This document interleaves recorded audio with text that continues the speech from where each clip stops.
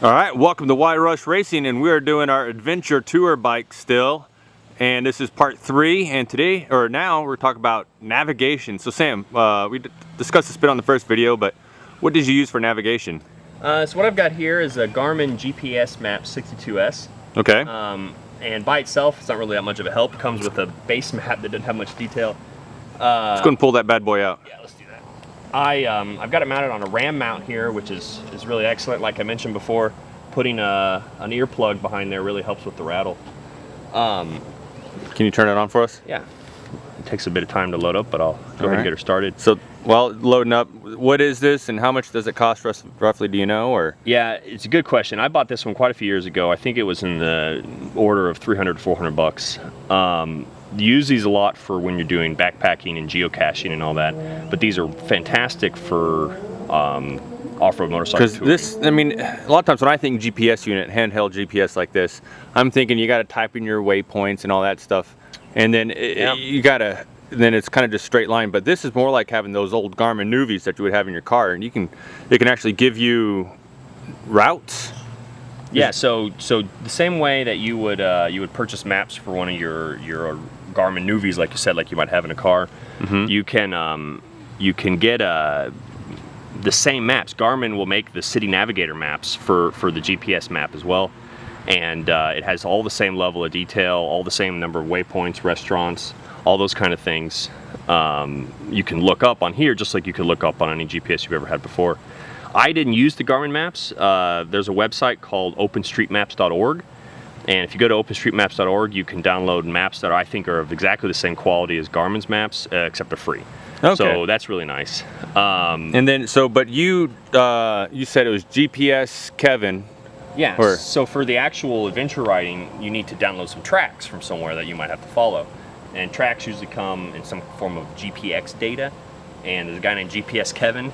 He has a website, and he keeps tracks not just for the Continental Divide ride, but for probably 24 or more other sorts of off-road adventure routes that you can get these tracks from. And so you're able to download those GPX file? Yeah, it's GPX files. You can download them. You can pre-order an SD card, so you don't have to do any computer stuff yourself and just insert them in the back of these guys. But I chose to download them, and then you can load them on here, and then they just show up as a track, and you follow it.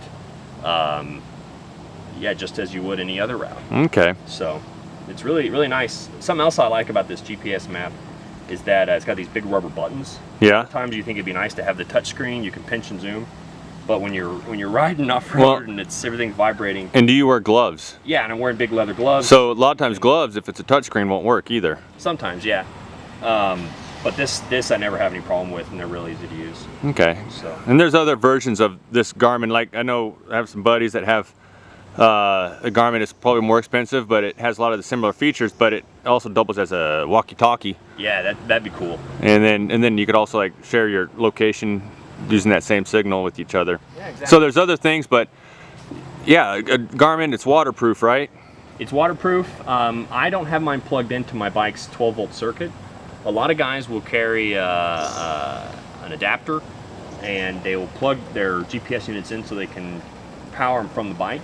What I do instead is they make these really nice lithium-ion AA batteries, and 2 lithium-ion AA batteries will last me about 3 or 4 days in one of these guys, especially if I turn it off when I'm not using it.